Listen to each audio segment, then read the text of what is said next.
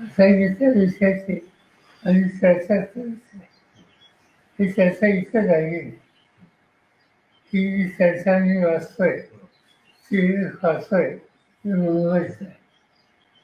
शिव कपूर कसे शिव तटकरे हे पक्षाचे प्रमुख आहेत. तो त्यांचा अधिकार आहे.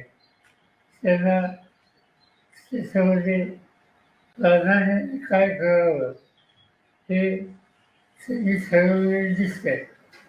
त्याच्या आम्ही कोणी भाष्य करणार नाही.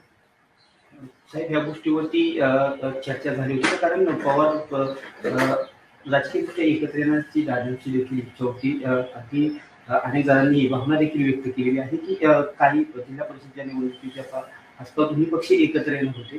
काय अशी चर्चा झाली?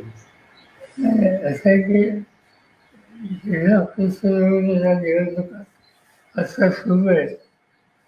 त्याची सगळी जबाबदारी अजितवर. मी स्वतः कधी जाती नाही या निवडणुकीत. मला त्यांनी रीत केलं असं काय करणार. तिच्या कामाला लागले तर मधीच हा अपघात झाला.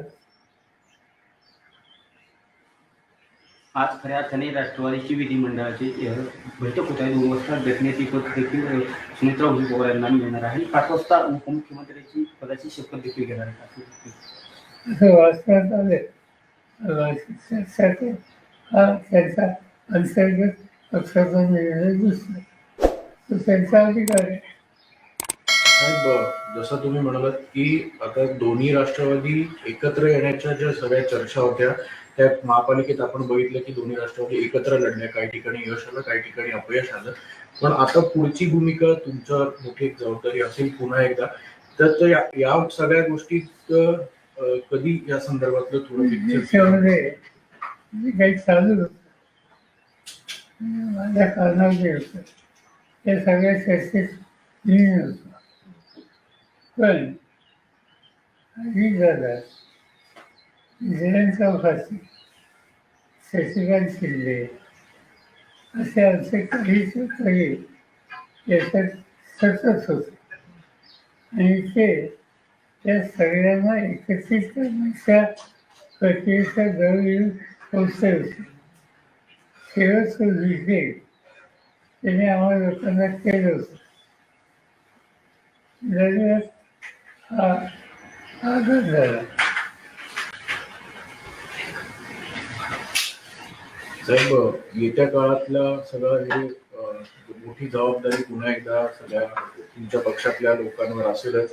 त्यामुळे आगामी पक्षाची वाटचाल आणि त्यासोबतच पुन्हा एकदा एकत्रीकरणावरचे मुद्दे या सगळ्या गोष्टीकडे तुम्ही कसं बघणार आहात. आणि तुम्ही जसं काल स्वतः नदीची पाहणी करायला गेला होता की तुम्हालाही ते आता जाणवतंय की कुठेतरी मोठं परत स्वतःहून थांबायला लागेल, स्वतःवर जायला लागेल. त्यामुळे सगळी पुढची वाटचाल आणि पुढची भूमिका या संदर्भात वेळ जरी लागला तर आपण कशी जाईल त्याबाबत आमची जी नवी पिढी आहे तिला प्रोत्साहित करणं आणि अजित दादाच्या गाण्याला प्रचंड धक्का बसला. झालं तो म्हणून राज्याच्या दृष्टीनं जे जे करता येईल ते करतो. साहेब आज शपथविधी होत आहे. शपथविधीला पवार कुटुंबियांपैकी कोण कोण असणार? म्हणजे पुढच्या वर्षांपासून बाकी आम्हाला लागले. साहेब आपण उपस्थित राहणार अशी बातमी आहे काय? काय आपण जाणार आहे? नाही काही माहितीच नाही. म्हणजे आहे का हे माहिती. साहेब खरं तर या संदर्भात कुठली चर्चा झाली तर अजितदादांच्या जाण्यामुळे अनेक प्रश्न अनेक गोष्टी ज्या आहेत त्या वेगळ्या झाल्या असं दिसतं. त्या संदर्भात कुठली चर्चा झाली का तुमची आणि इतर राष्ट्रवादीशी या संदर्भात शपथविधी होतो किंवा कुटुंब मनाशी होते? नरेश दादा काल आलते. सुप्रिया बी त्या नरेश कोण हे मला माहिती. त्या घरचा